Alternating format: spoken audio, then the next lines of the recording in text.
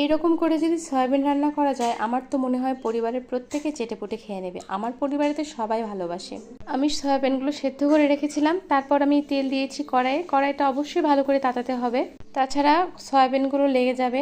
আর আমি তেলের মধ্যে এক চিমটি হলুদ দিয়েছিলাম যাতে সুন্দর কালারটা আসে। তো সেটা আপনাদের ব্যাপার, প্রয়োজনে দেবেন, না ছাড়া দেবেন না।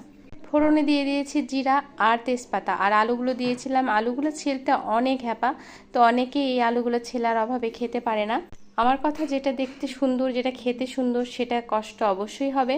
তো আমি এখানে ভাজা আলুগুলো একদম অনেক লাল করে ভেজে নিয়েছি, আর তার মধ্যে এক মুঠো পেঁয়াজ দিয়েছি আর কয়েক কোয়া রসুনও দিয়ে দিয়েছি। পেঁয়াজটা একটু নরম হওয়ার অপেক্ষা, তারপর আমি বেটে রাখা মশলা দিয়েছি। এখানে অনেকগুলা বাটা দিয়ে দিয়েছি, জিরা, আদা, কাঁচা লঙ্কা, দারচিনি, কালো ফল, সাদা এলাচ সমস্ত বাটা দিয়েছি। আর এটা সুন্দর করে কষিয়ে নেওয়া হয়ে গেছে।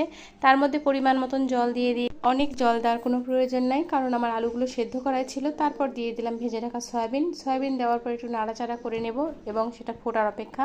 যখন একদম মাখো মাখো হয়ে আসবে, তখন আমি চুলাটা বন্ধ করে দেব। চুলাটা বন্ধ করে দেওয়ার পর আমি ঘি দিয়ে দেব। ঘি দেওয়ার পর আমি এটা নামিয়ে নেব। আর দেখে তো মনেই হচ্ছে অনেক মজার হয়েছে খাবারটা। আর এই খাবারটা বাড়িতে করে খাবেন, যে সয়াবিন পছন্দ করে না সেও চেটেপুটে খাবে, আমি গ্যারান্টি। অনেক ধন্যবাদ সবাইকে।